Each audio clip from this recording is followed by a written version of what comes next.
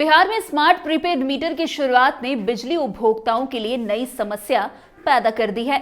इन मीटरों के लागू होने के बाद जहां एक ओर बिजली विभाग ने इसे तकनीकी दृष्टि से एक कदम आगे बढ़ने के रूप में प्रस्तुत किया है, तो वहीं दूसरी ओर उपभोक्ताओं को इसके कारण कई परेशानियों का सामना करना पड़ रहा है। यह स्मार्ट मीटर, जिसका उद्देश्य बिजली उपभोग को डिजिटल और सटीक तरीके से ट्रैक करना था, अब कई उपभोक्ताओं के लिए सिरदर्द बन गया है। लेकिन इस बीच स्मार्ट मीटर को लेकर बड़ी जानकारी सामने आ रही है। क्या है जानकारी, आपको बताते हैं विस्तार से। आपको बता दें कि बिजली आज हर घर की बुनियादी जरूरत बन चुकी है। इसके बिना कुछ घंटे भी गुजारना मुश्किल हो जाता है। हमारे रोजमर्रा के उपकरण जैसे कि फ्रिज, कूलर, हीटर, पंखा और पानी के पंप सभी बिजली पर निर्भर करते हैं। बिजली की अनुपस्थिति में ऐसा लगता है जैसे जीवन ठहर सा गया हो। हालांकि बिजली से हमें सहूलियत मिलती है, लेकिन इसका बिल कभी कभी परेशानी का सबब बन जाता है। जितने अधिक इलेक्ट्रॉनिक उपकरणों का इस्तेमाल करेंगे, बिजली का बिल उतना ही बढ़ेगा। लेकिन कई बार ऐसा भी होता है कि बिजली की खपत कम होने के बावजूद बिल अधिक आता है। इसका कारण मीटर की रीडिंग का तेज होना हो सकता है। आपको बता दें कि भारत के अलग अलग हिस्सों में बिजली की दरें अलग अलग होती है। कहीं ये 7 रुपए प्रति यूनिट होती है, तो कहीं 8 और कहीं 9 प्रति यूनिट। ज्यादा खपत होने पर चार्ज भी ज्यादा देना पड़ता है।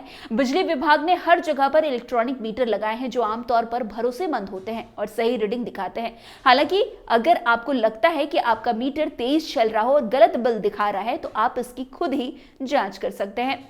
वैसे बता दें, आपको इसकी जांच करने के लिए सबसे पहले घर के सभी बिजली उपकरण बंद करना होंगे। मीटर की शुरुआती रीडिंग नोट करें। अब 1000 वाट का लैंप या हीटर जैसे किसी उपकरण को 1 घंटे के लिए चालू करें। 1 घंटे बाद मीटर की नई रीडिंग नोट करें। यदि रीडिंग में 1 यूनिट का अंतर है, तो मीटर सही काम कर रहा है। अगर रीडिंग अधिक है तो मीटर तेज है, अगर कम है तो मीटर धीमी चल रही है। वैसे जांच करते समय समय पर आप इसका ध्यान रखें। वैसे रीडिंग हमेशा एक ही समय पर ले, ताकि तुलना सटीक हो। हालांकि ये जांच पूरी तरह से सटीक नहीं होती। इस प्रक्रिया से आप केवल अनुमान लगा सकते हैं कि मीटर सही है या नहीं। यदि आपको मीटर में गड़बड़ी की आशंका है, तो आप नजदीकी बिजली विभाग से संपर्क कर सकते हैं और जांच के लिए आवेदन दे सकते हैं।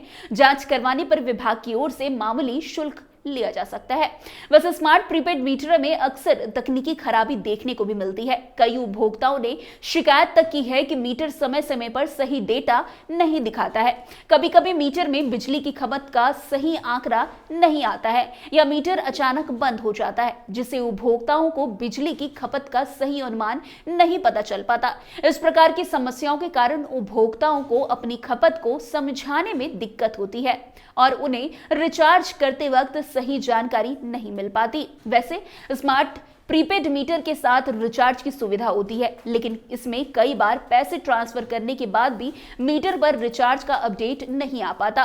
कई उपभोक्ताओं ने यह भी बताया है कि रिचार्ज करने के बाद मीटर पर बैलेंस नहीं दिखता है या फिर बैलेंस कम हो जाता है। इस कारण उपभोक्ताओं को बार बार बिजली विभाग के कस्टमर केयर से संपर्क करना पड़ता है, जिससे उन्हें मानसिक तनाव का सामना करना पड़ता है। वैसे स्मार्ट प्रीपेड मीटर में अधिकतम और न्यूनतम खपत सीमा निर्धारित होती है। कुछ उपभोक्ताओं का कहना है कि यदि वे अपनी खपत सीमा को पार कर जाते हैं, तो मीटर बंद हो जाता है और उन्हें अचानक अंधेरे में रहना पड़ता है। वहीं दूसरी ओर अगर उपभोक्ताओं की खपत सीमा से कम होती है, तो उनका बैलेंस ज्यादा खत्म हो जाता है। इस प्रकार की नीतियों से उपभोक्ताओं को कई बार असुविधाओं का सामना करना पड़ता है, खासकर जब वे अचानक लंबी अवधि तक घर पर ना हो और उन्हें समय पर रिचार्ज करने का अवसर ना मिल पाए। वैसे स्मार्ट मीटरों को लेकर उपभोक्ताओं की शिकायतों की संख्या भी बढ़ती जा रही है। कई उपभोक्ताओं तो ये कह रहे हैं कि उन्हें मीटर की रीडिंग में बदलाव के लिए शिकायत थी, लेकिन विभाग द्वारा उन्हें कोई समाधान नहीं दिया गया। इस कारण उपभोक्ताओं का विश्वास स्मार्ट मीटर प्रणाली से उठता जा रहा है।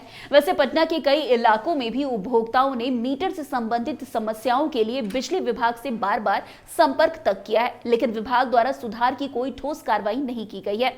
उपभोक्ताओं का आरोप है कि विभाग अपनी जिम्मेदारियों से बचने के लिए केवल शिकायतों का निस्तारण करने का काम करता है, लेकिन असल समस्या का समाधान नहीं कर पाता। लेकिन अब सरकार धीरे धीरे समस्याओं को कम करने में लगी हुई है। तो फिलहाल इस खबर में आज के लिए बस इतना ही।